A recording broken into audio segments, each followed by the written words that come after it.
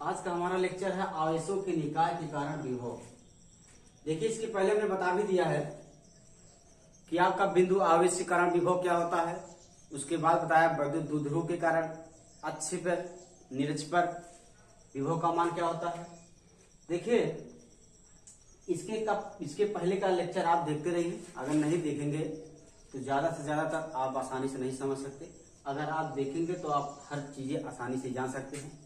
देखिए, हमने बिंदु आवेश कारण विभव का मान बताया था कि V बराबर होता है के क्यू अपान आर, जहां के का मान होता है 1/4 पाई एप्सिलॉन जी। उसके बाद हमने बताया कि वैद्युत द्विध्रुव के कारण अक्ष पे निरक्ष पे, तो अक्ष पे देखिए वैद्युत द्विध्रुव वहां पे 2 ध्रुव थे, हमारा वहां पे 2 आवेश हुआ करता था, ठीक ना। 2 आवेश हुआ करता था, तो दोनों आवेशों के लिए हमने बताया कि यदि किसी बिंदु पर हमें उस वैद्युत द्विध्रुव के कारण हमें विभव की गणना करनी है तो हम क्या करते थे, दोनों विभव का मान क्या करते थे, निकाल लेते थे। और जिस बिंदु पर विभव का मान ज्ञात करना होता था दोनों को क्या करते थे, बाद में जोड़ दिया करते थे। बस उसी से ज्यादा रिलेटेड है। अगर देखा जाए तो हमारा टॉपिक आवेशों के निकाय के कारण विभव, यह हमारा है आवेशों के निकाय के कारण विभव। तो देखिए, हमने माना एक बिंदु हमारा P है जहां पर विभव की गणना करनी है। यहां से जहां पर हमारे कई आवेश हैं, और इसके पहले हमने बताया एक आवेश था, उसके लिए बताया यह होता है 2 आवेश था, दोनों को जुड़े। जब यहां पर भी हम कई आवेश हैं, सबके लिए विभव का मान हमें निकालना है तो क्या करेंगे, हर जितने भी आपके आवेश है सबका हर आवेश पर विभव का मान निकाल कर उसके बाद जो बिंदु P पर आएगा पूरा ये क्या कर देंगे, उसको जोड़ देंगे। जो आएगा वही हमारा आवेशों के निकाय के कारण क्या होगा, विभव होगा, ठीक है। तो देखिए, माना एक बिंदु हमारा P है ना, एक बिंदु हमारा P है जहां पर कुछ दूरी पर हमारे क्या आवेश Q1, Q2, Q3, Q4 dot dot कहां तक है, Q1 तक है। अब क्रमशः यहां से बिंदु P से आवेशों तक की हमारी दूरी क्रमशः है R1, R2, R3, R4, Rn। अब हम क्या करेंगे, तो देखिए बिंदु आवेश कारण भी होता है। हमने ऐसा तो कोई फार्मूला हमारा है नहीं, कोई टॉपिक है नहीं कि मतलब क्या एक ही साथ बता सकते हैं इसका विभव का मान कितना होगा। तो हम क्या करेंगे, सबका जितने आवेश है हर आवेश के उस बिंदु पर विभव का मान आसानी से एक एक करके क्या करते हैं, निकाल लेंगे। बाद में जो मान आएगा उसको क्या कर देंगे, जोड़ देंगे। तो हम निकालते हैं Q1 आवेश के कारण बिंदु P पर विभव का मान। तो यहां पर लिखते हैं Q1 आवेश के कारण बिंदु P पर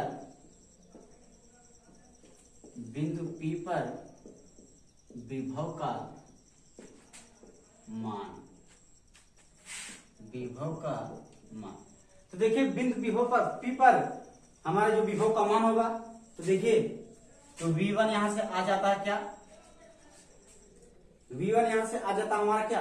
अब देखिए यही होता है बिंदु आवेश कारण विभव का मान ज्ञात करना है, तो इसको दिमाग में बैठा के चलिए, इसी से हमें सबका विभव का मान निकलेगा। और जो बाद में सब मान आएगा उसको क्या कर देंगे, जो नेट विभव का मान ज्ञात करना है उसको हम क्या कर देंगे, सीधा सीधा जोड़ देंगे।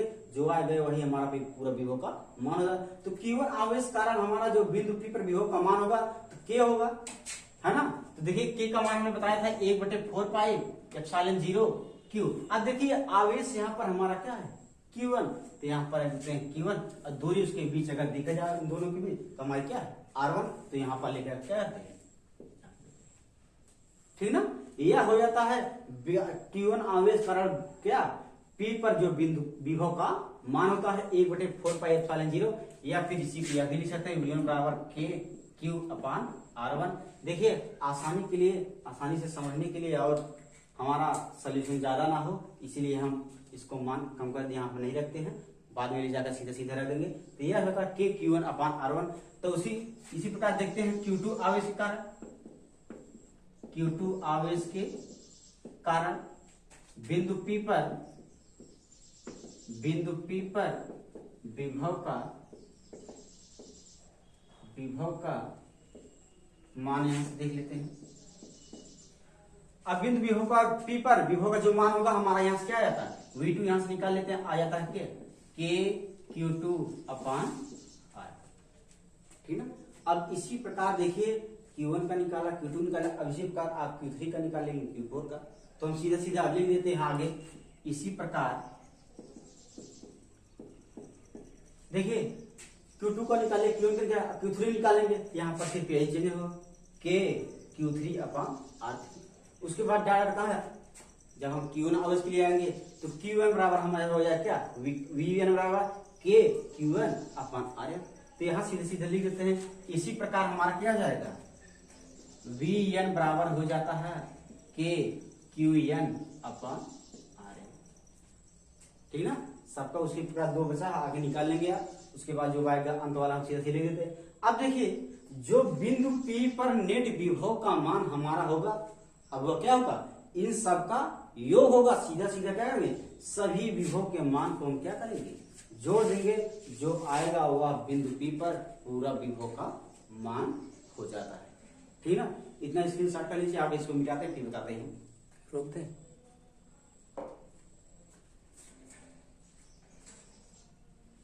ठीक, चलिए देखिए आगे।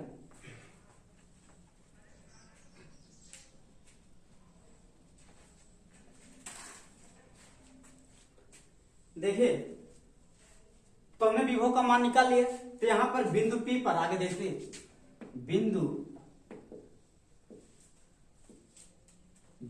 P पर नेट विभव का मान।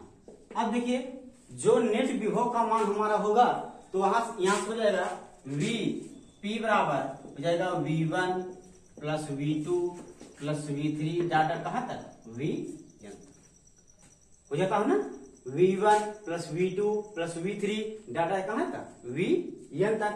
तो यहां से देखिए Vp बराबर यहां से फिर आगे हो जाता है सबका मान, जो विभव आए हैं सबका हम मान यहाँ पर क्या करते हैं, रख देते हैं। V1 आया हमारा K Q1 upon R1, V2 आया K Q2 upon R2 data कहां तक, अब V1 का मान देते हैं K Qn अपॉन R। ठीक, अब आगे देखिए क्या होता है। अगर देखा जाए तो जितने भी आवेश सब में हमारा K क्या है, कॉमन है, तो उसको आगे हम लेते हैं। तो यहां से Vp का मान जो निकला K हो जाता है, इधर बचता है आपका एक बट क्या Q1 upon R1 plus Q2 upon R2 data कहां था, Qn अपॉन R। ठीक ना, यही हो जाता हमारा क्या, नेट विभव का मान किस बिंदु पर, P पर। तो जो देखिए आगे यही टॉपिक था हमारा, आवेशों की निकाय के कारण विभव। तो जो बिंदु P हमने एक माना था उस पर जो पूरा विभव का मान होगा यही हमारा क्या हो जाता है, पूरा मान हो जाता है। तो हमने क्या किया, सभी विभव को निकाला, बाद में जो हमारे उस बिंदु P पर पूरा नेट विभव होगा सबको क्या कर दिया हमने, जोड़ दिया है। जो आता वही हमारा क्या होता है, मान हो जाता है। तो शॉर्टकट देखिए यहाँ से, अगर Vp बराबर यहाँ देखा जाता है कि कॉमन है, समेशन करते हैं, समेशन। अब यहां से I बराबर 1 से n तक, ठीक ना। यहां फिर आपका हो जाता है क्या, Q, हाँ आपका Q के डाटा कहां Q तक है, R1 भी आपका हो जाता है। यहाँ आपका हो जाएगा क्या, QI अपॉन R। ठीक ना, देखिए जो I का मान हमारा कहां से कहां तक है, 1 से लेकर n तक, वही पूरा हमारा नेट विभव का मान है। यही हो जाता है हमारा क्या, आवेशों के निकाय के कारण पूरा विभव का मान। ठीक है ना, एक बार और देख लीजिए आप। देखिए टॉपिक हमारा आवेशों के कारण निकाय के कारण विभव का मान। तो एक हमारा पूरा निकाय है, एक बिंदु हमने पी लिया है। यहाँ से देखिए आवेश के लिए Q1 Q2 डाटा कहां तक, Qn तक। अब इनकी कुछ दूरियां हमारे क्रम से R1 R2 R3 R4 data कहां तक, Rn तक। तो इसके पहले हमने आपका क्या, बिंदु P पर Q1 आवेश कारण, Q2 आवेश कारण, Q3 डाटा Q1 आवेश कारण, सभी आवेशों के कारण हमने विभव का मान निकाला। उसके बाद क्या लिया, सबको जोड़ दिया, जो आया वही हमारा नेट विभव का मान हुआ। तो देखिए बिंदु P पर नेट विभव का मान हमारा आया Vp बराबर V1 plus V2 plus V3 data कहां तक, Vn तक। सभी का मान हमने रखा, बाद में जो मान आया यही हमारा क्या हो गया, पूरा नेट विभव का मान। किस बिंदु पर, P बिंदु पर। ठीक है, आज के लिए बस इतना, आगे का कल बताया जाएगा।